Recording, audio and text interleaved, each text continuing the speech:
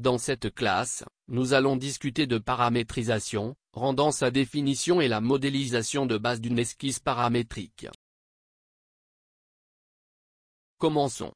Nous pouvons conceptualiser le terme paramétrisation comme le processus de décision et la définition des paramètres nécessaires à une spécification complète ou pertinente d'un modèle géométrique ou d'un objet.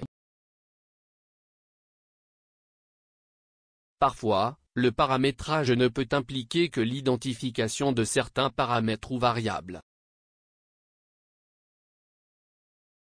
En utilisant SolidWorks pour démontrer la définition de paramétrage, nous devrons définir certains paramètres et variables. De cette façon, avant de modéliser, nous devrons définir dans notre objet quelles seront ces variables. Par exemple, nous allons utiliser le modèle d'une prise à partir d'une clé de tuyau. Dans ce modèle, l'une des variables est la taille de l'hexagone interne. Sachant cela, nous identifions facilement une deuxième variable, qui est le diamètre extérieur du tuyau. Très bien, nous avons rapidement identifié deux variables dans notre modèle. Et sur la base de ces définitions, nous pouvons commencer à modéliser la socket, en utilisant les meilleures pratiques pour paramétrer ce modèle. Dans SolidWorks, nous ouvrons un nouveau fichier de pièces et créons une esquisse dans le plan supérieur.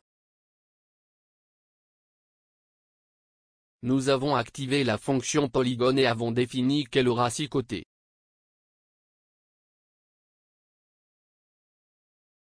Avec l'outil de dimensionnement, nous ajoutons une dimension dans le diamètre intérieur de l'hexagone, en réglant la valeur de 15 mm.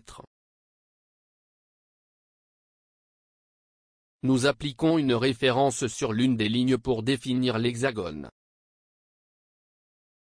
En procédant, nous utilisons l'outil spécifique pour dessiner un cercle, en utilisant comme référence le point central de l'hexagone précédemment dessiné.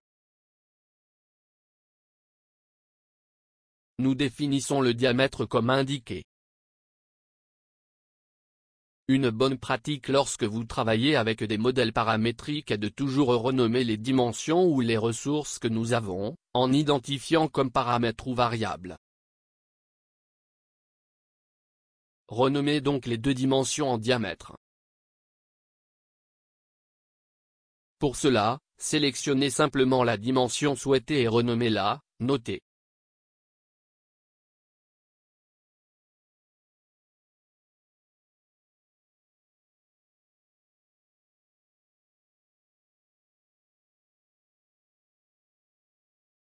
Enregistrez ce modèle afin que nous puissions l'utiliser plus tard dans le cours. Nous concluons cette classe, où nous définissons le paramétrage et commençons l'utilisation de SolidWorks, en présentant ce concept dans la pratique. Rappelez-vous qu'il est toujours conseillé de savoir quelles variables et paramètres le modèle aura avant de commencer la modélisation dans le programme.